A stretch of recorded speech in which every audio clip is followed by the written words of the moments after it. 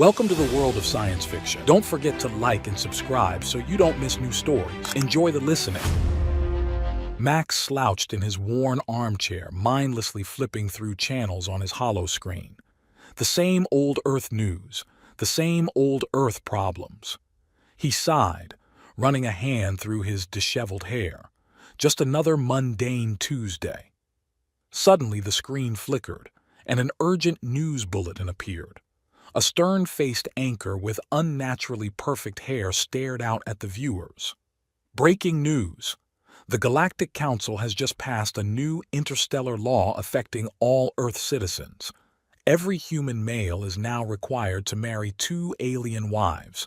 This mandate goes into effect immediately. Max blinked, certain he had misheard. He leaned forward, turning up the volume. Distribution centers are being set up across the globe.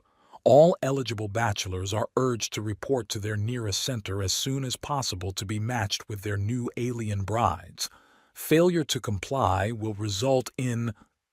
The anchor's voice faded as Max's mind raced. 2 alien wives.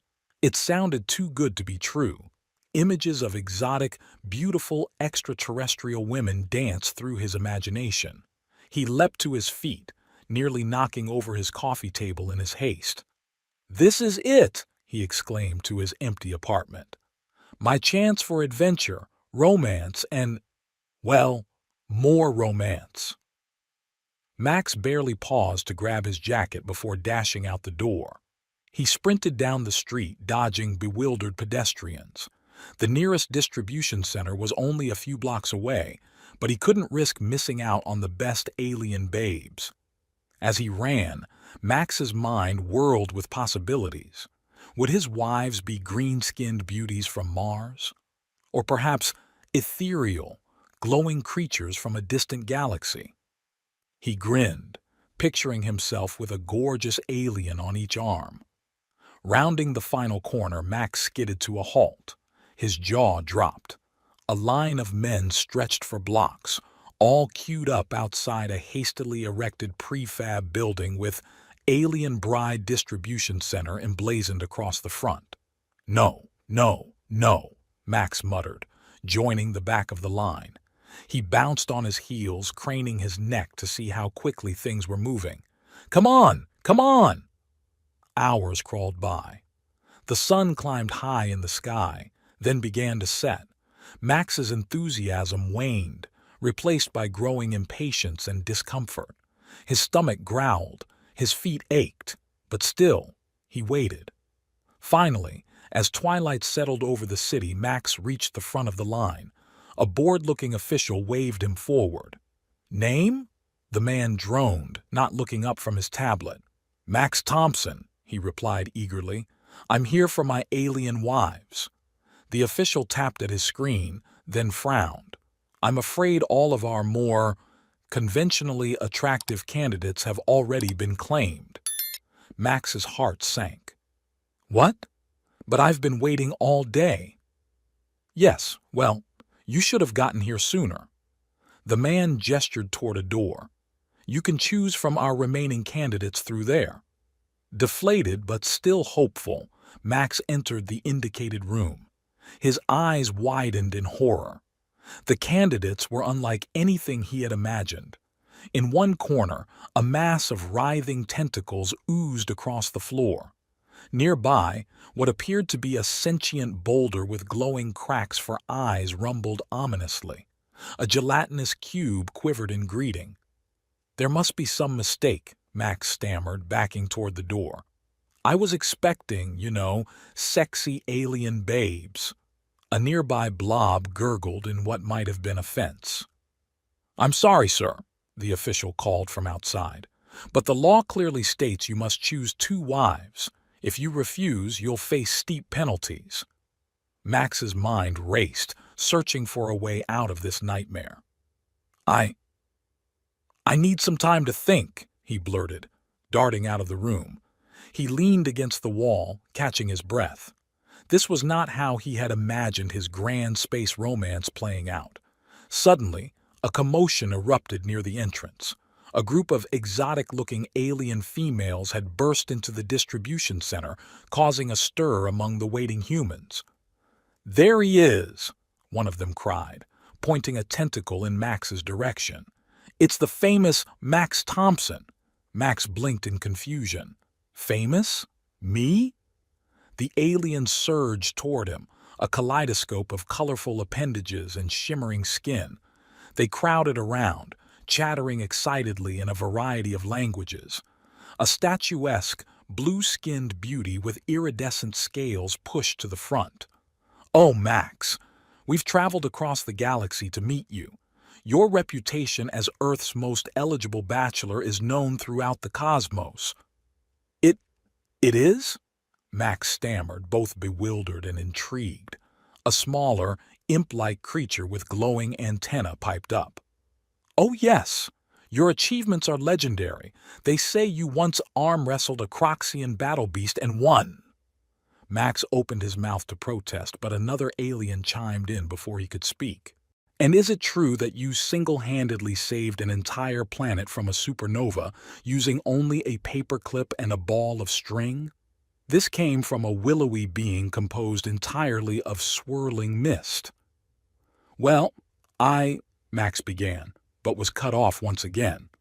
"Enough talk," declared a robust, four-armed female with skin like polished bronze. "I claim this human as my mate." "No, he's mine," shrieked the blue-scaled beauty, shoving her rival. In moments, the aliens were embroiled in a full-scale brawl, each trying to stake their claim on the bewildered Max. Tentacles flailed, antennae sparked, and the air filled with alien curses. Max backed away slowly, his head spinning.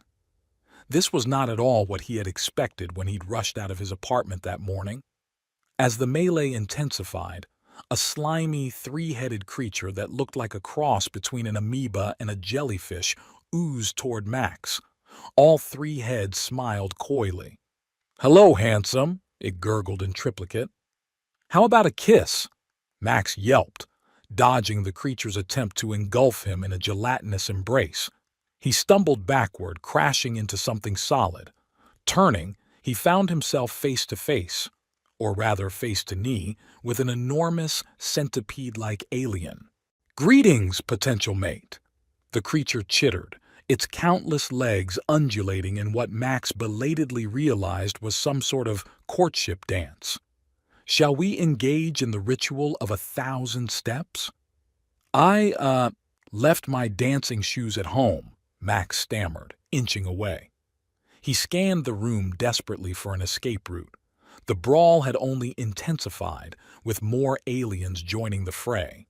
The distribution center staff seemed to have given up on maintaining order and were cowering behind their desks. Just when Max thought things couldn't get any crazier, a booming voice cut through the chaos. "Enough!" The fighting stopped abruptly. All eyes and various sensory organs turned toward the source of the command. Floating serenely above the crowd was a being of pure energy, its form constantly shifting and sparkling. When it spoke again, its voice reverberated with power. "Max Thompson of Earth," it intoned. "Your reputation has reached even the highest echelons of galactic society. I am Zixanara, Empress of the Cosmic Confluence, and I have chosen you as my consort." Max gaped at the radiant being.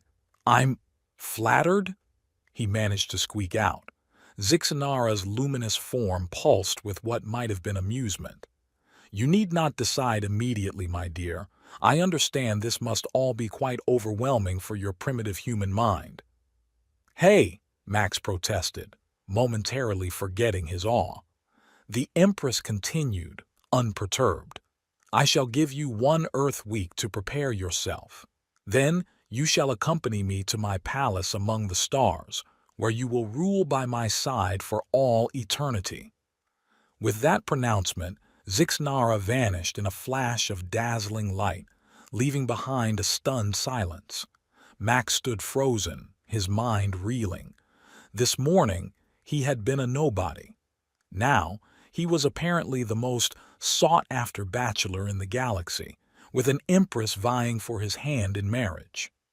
The spell of silence broke as the other aliens resumed their squabbling, each insisting that they were a better match for Max than some stuffy empress. Taking advantage of the renewed chaos, Max edged toward the exit. He needed time to think, to process everything that had happened, and maybe to Google how to politely turn down an all-powerful cosmic empress. As he slipped out the door and into the cool night air, Max couldn't help but chuckle at the absurdity of it all. "Be careful what you wish for," he muttered to himself, shaking his head. With a mix of trepidation and excitement, he started the walk home. One thing was certain: his life would never be the same again. The stars above seemed to twinkle with new possibility, and for a moment Max allowed himself to imagine the adventures that might lie ahead. Then he remembered the three-headed amoeba's attempt at a kiss, and he quickened his pace. He had a feeling he was going to need a good night's sleep to face whatever tomorrow might bring. As the first rays of sunlight crept through Max's bedroom window, he groaned and pulled the covers over his head. The events of the previous day felt like a bizarre dream, but the ache in his feet from hours of standing in line served as a stark reminder of reality. "Computer," he mumbled, "what's the latest news on the alien marriage law?" His AI assistant chirped to life. "Good morning, Max. The Galactic marriage mandate remains in effect. However, there have been some updates. Due to the chaos at distribution centers, Earth authorities are now allowing humans to seek their own alien partners. Intergalactic travel agencies report a surge in bookings." Max sat up, suddenly wide awake. "That's it," he exclaimed. "I'll find my own wives. How hard can it be?" 3 hours later, Max stood in the spaceport, clutching a hastily packed bag and a guidebook titled Galactic Hitchhiker's Guide to Interspecies Romance. His enthusiasm had dimmed somewhat after discovering the exorbitant cost of faster-than-light travel. "Last call for budget shuttle to Zorgon's Cosmic Cantina," a bored voice announced over the PA system. "Please note, life support systems are optional and not guaranteed for the entire journey." Max hesitated, then shrugged. "Well, you only live once," he muttered, hurrying toward the boarding gate. The journey was memorable. Max emerged from the cramped shuttle 12 hours later, disheveled and slightly oxygen-deprived, but alive. He stumbled into Zorgon's Cosmic Cantina, a dingy establishment that seemed to exist in a perpetual haze of alien tobacco smoke and questionable substances. Settling onto a bar stool that pulsated uncomfortably beneath him, Max cleared his throat to catch the bartender's attention. The creature turned, revealing itself to be a shimmering jellyfish-like being with multiple tentacles working various drinks simultaneously. "What'll it be, Earthling?" the bartender burbled. Max consulted his guidebook surreptitiously. I'll have a supernova slammer?" The bartender's gelatinous form rippled in what might have been amusement. "Brave choice. You sure you can handle it?" "Of course," Max said with false bravado. "I drink these all the time back on Earth." A glass materialized before him, filled with a swirling, glowing liquid that seemed to be trying to escape. Max took a deep breath and lifted the glass. "Wait!" the bartender cried, but it was too late. Max took a large gulp and immediately felt as if his insides had been hit by an actual supernova. He gasped, his eyes watering, and promptly fell off his stool. As he lay on the sticky floor, wheezing, he became aware of a melodious voice above him. "Oh my, are you all right?" Max looked up to see a vision of alien loveliness. The female creature had iridescent skin that shimmered with every movement and large almond-shaped eyes that seemed to contain entire galaxies. "I'm Max," he croaked, attempting to stand and failing spectacularly. "And you are?" "I'm Zyla," she replied, helping him up with surprising strength. "You know, where I come from, collapsing at a female's feet is considered a marriage proposal." Max's eyes widened in panic. "Oh no, I didn't mean—" Zyla laughed, a sound like tinkling crystals. "I'm joking. You Earthlings are so easy to tease." As Max dusted himself off, trying to salvage some dignity, he realized this might be his chance. "So, Zyla," he said, attempting a suave lean against the bar and nearly toppling again, "what's a nice alien like you doing in a place like this?" Before Zyla could respond, a booming voice interrupted. "She's waiting for her date, meatbag." Max turned to find himself face to chest with a hulking, four-armed creature whose skin appeared to be made of living stone. The alien cracked its knuckles menacingly, all 12 of them. "Right," Max squeaked. "I'll just be going then. Lovely to meet you, Zyla. Enjoy your date with the Rock here." He backed away hastily, colliding with a group of smaller aliens who squeaked in indignation. Sorry, he muttered, making his way to the exit. Once outside, Max consulted his guidebook again. "Okay, cosmic bars are out. What's next?"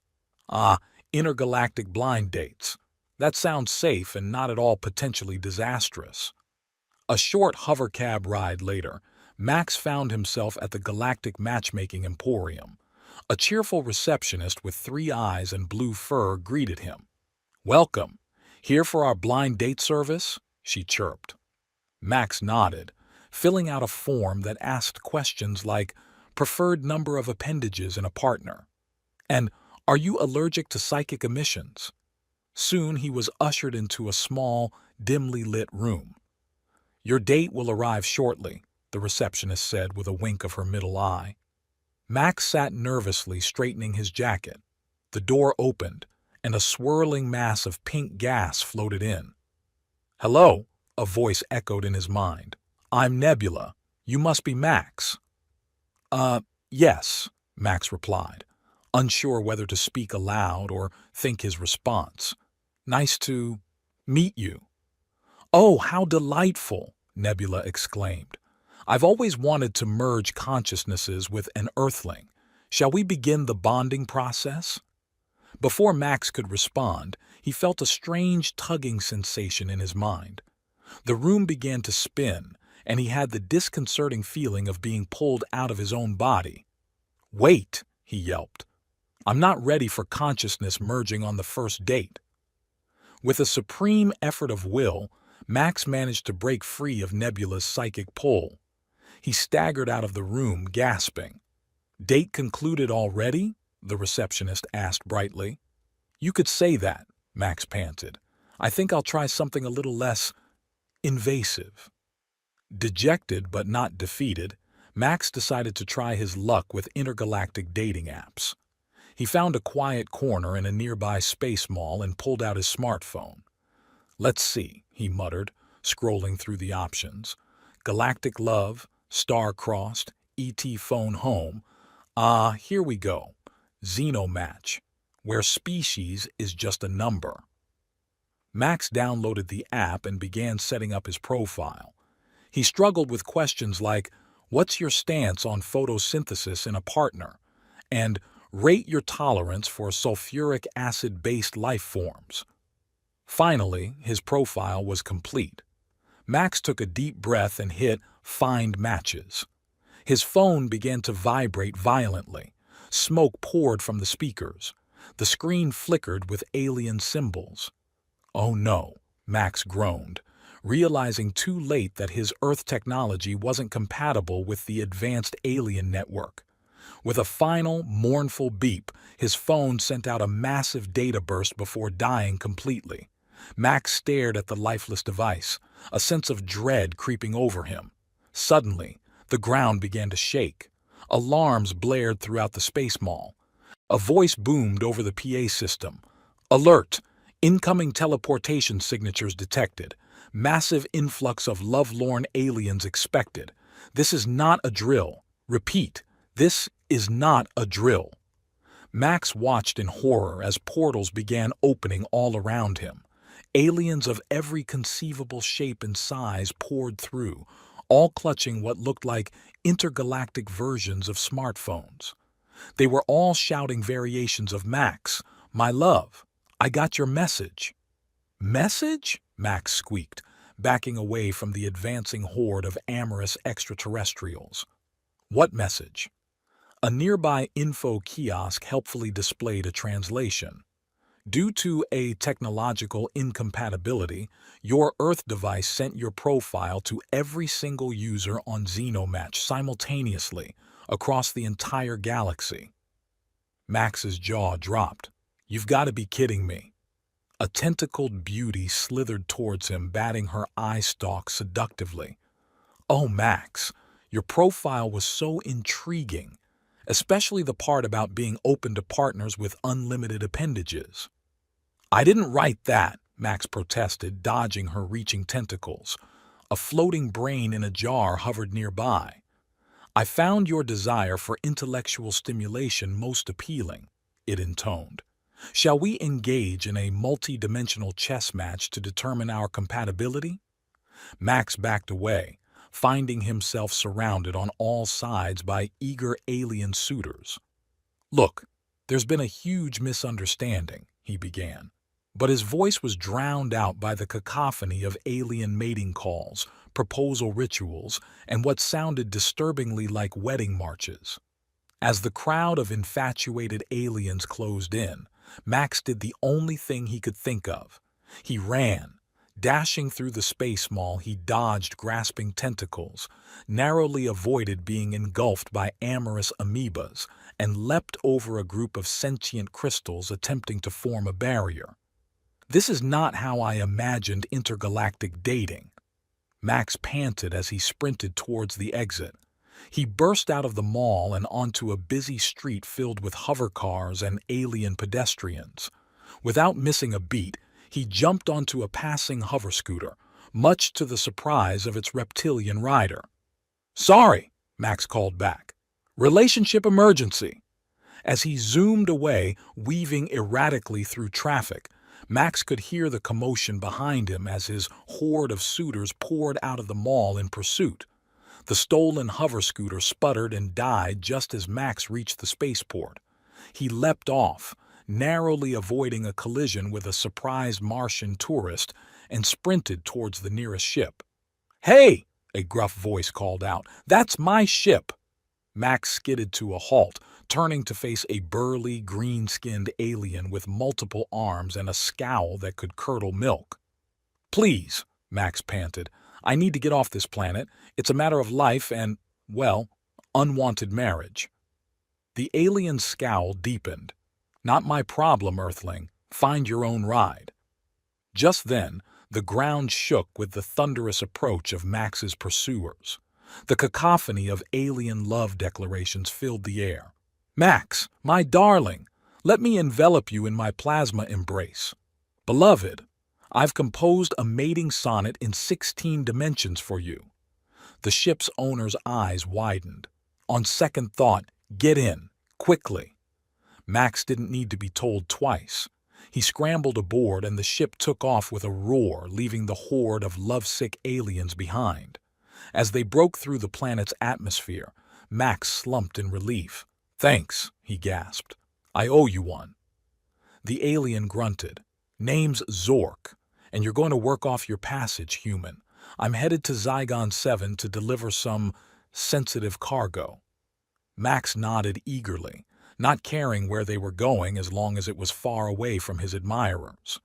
The journey to Zygon 7 was long and uneventful, giving Max plenty of time to reflect on his disastrous attempts at finding alien wives.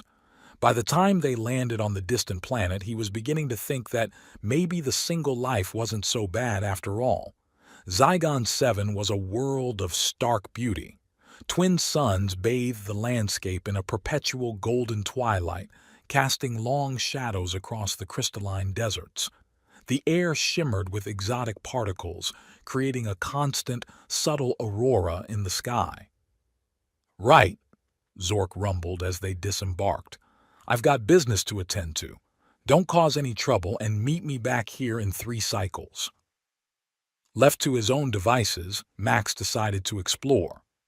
He wandered into what appeared to be a local marketplace, marveling at the strange wares and even stranger vendors. As he turned a corner, he collided with something soft yet firm. "Oh, I'm so sorry," a melodious voice exclaimed. Max looked up and felt his breath catch in his throat. Before him stood the most beautiful alien he had ever seen. Her skin was a deep, shimmering blue, with intricate patterns that seemed to shift and dance. Her eyes, large and luminous, held the depth of the cosmos. "No, it was my fault," Max stammered. "I'm Max." The alien smiled, revealing pearlescent teeth. "I'm Leia. Are you... are you from Earth?" Max nodded, suddenly self-conscious of his very human appearance. Leia's eyes widened with excitement. "Oh, how wonderful! My sister and I have always been fascinated by Earth culture. We tried to join the marriage program, but—" She trailed off, looking embarrassed. "But what?" Max prompted gently. "Well, we were told we were too alien for Earth tastes," Leia admitted. "Apparently blue skin isn't considered attractive by human standards." Max couldn't believe what he was hearing. "That's ridiculous. You're stunning." Leia's skin flushed a deeper blue. "You're very kind. Would you like to meet my sister? We could show you around our world." Before Max could respond, another voice chimed in. "Leia? Who's your new friend?" Another blue-skinned beauty approached, nearly identical to Leia, but with subtle differences in her shimmering patterns. "Nisa, this is Max. He's from Earth," Leia exclaimed. Nisa's eyes lit up. "Really? Oh, you must tell us everything about your planet." And just like that, Max found himself swept up in the company of the two sisters. They spent the next few days exploring the wonders of Zygon 7 together. Leia and Nisa showed him crystal caves that sang with ethereal music, fields of plants that communicated through color changes, and skies filled with floating islands. In return, Max regaled them with stories of Earth. He taught them human customs, explained idioms, much to their delighted confusion, and even introduced them to the concept of pizza, though the local ingredients made for some interesting toppings. As they spent more time together, Max felt a growing connection with both Leia and Nisa. Their curiosity, kindness, and sense of humor captivated him. For the first time since this whole alien marriage saga began, he felt like he might have found what he was looking for. One evening, as they watched the twin suns set from atop a crystal spire, Leia turned to Max with a serious expression. "Max, there's something we need to tell you." Max's heart raced. "What is it?" Nisa picked up where her sister left off. We've fallen for you, Max. Both of us. We know it's not conventional, even by galactic standards, but we were wondering," Leia continued, "if you might consider staying here with us." Max was stunned. Here were two incredible, beautiful aliens, offering him exactly what he had been searching for.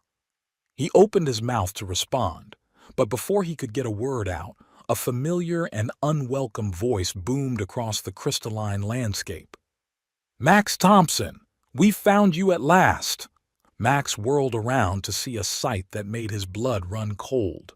Descending from the sky in a fleet of ships were all the aliens he had encountered on his journey. The amorous amoeba, the gaseous entity, the rock creature, and countless others. "Oh no," Max groaned. "Not again!" Leia and Nisa looked at him in confusion. "Max? What's going on?" "It's a long story," he said quickly. "But right now, we need to run." The trio fled down the crystal spire as the fleet of lovesick aliens landed.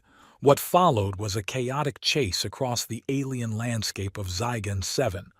They dashed through the color-changing fields, with Max trying to explain his accidental galaxy-wide dating profile between gasps for breath.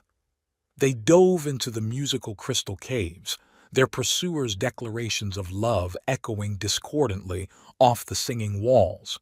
"I don't understand," Nisa panted as they ran. "Why don't you just tell them you're not interested?" "I've tried," Max exclaimed, ducking to avoid a lasso made of pure energy. "They don't seem to take no for an answer." They emerged from the caves onto a plain of floating islands. Leaping from one to another, they narrowly avoided the grasping tentacles and plasma embraces of their pursuers. "Max," Leia called out as they jumped, "I hope you know that this doesn't change how we feel about you." Max couldn't help but laugh despite the absurdity of the situation. "I appreciate that. And for the record, I feel the same way about you two." As they reached the last floating island, they found themselves cornered. The horde of alien suitors closed in from all sides, a cacophony of proposals and mating calls filling the air. "Max, my love," the three-headed amoeba gurgled, "let us merge our cytoplasm in eternal union." "Ignore that simple protozoa," the sentient gas cloud interjected. "Our love will be ever-expanding like the universe itself." The rock creature cracked its knuckles menacingly. "Back off, all of you. The human is mine." Max looked at Leia and Nisa, then back at the approaching crowd. In that moment, he knew what he had to do. He stepped forward, holding up his hands for silence. "Listen, everyone," he began. "I'm flattered by your enthusiasm, but the truth is, I never meant to send out that dating profile. It was all a big misunderstanding." A collective gasp went through the crowd. Max continued, "I'm sorry if I got your hopes up, but the fact is, I've already found what I was looking for." He turned to Leia and Nisa, taking their hands in his. "These amazing women have shown me more kindness, understanding, and adventure than I ever dreamed possible. If they'll have me, they're the ones I choose." For a moment, there was silence. Then, to Max's surprise, the amorous amoeba spoke up. "Well, why didn't you just say so in the first place? We may be lovesick, but we're not homewreckers." A murmur of agreement went through the crowd. The gaseous entity sighed wistfully. "It's just as well. I don't think you could have handled my volatile mood swings anyway." The rock creature nodded solemnly. "We wish you happiness, Max Thompson of Earth. May your union be as solid as igneous rock." One by one, the aliens began to disperse, offering awkward but sincere congratulations as they left. Soon, Max found himself alone with Leia and Nisa atop the floating island. "Did you mean what you said?" Leia asked softly. Max nodded, suddenly feeling shy. "Every word. That is, if you'll still have me after all this chaos." Nisa laughed, a sound like tinkling crystals. "Are you kidding? This is the most excitement we've had on Zygon 7 in centuries." And so, under the light of twin suns and a sky shimmering with exotic particles, Max, Leia, and Nisa sealed their union with a kiss, which, given the alien physiology involved, was an interesting experience in itself. The wedding that followed was a grand affair, attended by beings from across the galaxy. Even some of Max's former suitors showed up, now happily paired off with each other. Zork, the gruff ship captain, served as Max's best man, grumbling good-naturedly about crazy Earthlings and their mating rituals. As the celebration reached its peak, Max stood to give a speech. He looked out at the assembled crowd, a mix of every conceivable life form in the universe, and felt a surge of emotion. "When I first heard about the interstellar marriage law," he began, "I thought it was the craziest thing I'd ever heard. And after everything I've been through, I still think it's pretty crazy." This earned a laugh from the crowd. "But it's also the best thing that ever happened to me. It brought me across the galaxy through adventures I never could have imagined, and ultimately led me to Leia and Nisa." He turned to his new wives, his voice softening. "You two have shown me that love transcends species, planets, and even common sense sometimes. You've opened my eyes to the wonders of the universe, and I can't wait to explore it all with you by my side." Raising his glass, which was actually a levitating orb of liquid, Max concluded, "So here's to love, to adventure, and to the infinite possibilities of our crazy, beautiful galaxy. May we all find our perfect match, whatever form they may take." The crowd erupted in cheers, each species expressing joy in their own unique way. As Max embraced Leia and Nisa, he couldn't help but smile. His journey had been wild, terrifying, and utterly absurd at times, but he wouldn't have changed a thing. After all, in a universe as vast and strange as this, sometimes the craziest laws lead to the greatest love stories of all. Dear listeners, thank you for joining Max on his wild intergalactic journey to find love. We hope you enjoyed this cosmic roller coaster of a tale, complete with amorous amoebas, gaseous girlfriends, and blue-skinned beauties. Remember, the next time you're swiping on your dating app, be grateful it's not broadcasting your profile across the entire galaxy. Who knows? Maybe this story will inspire some of you to look beyond your own planet for love. Just be sure to check your smartphone's compatibility with alien networks first. Thank you for your attention, your laughter, and for not attempting to merge your consciousness with ours during the listening. May your own love lives be as exciting as Max's, but perhaps with fewer tentacles involved.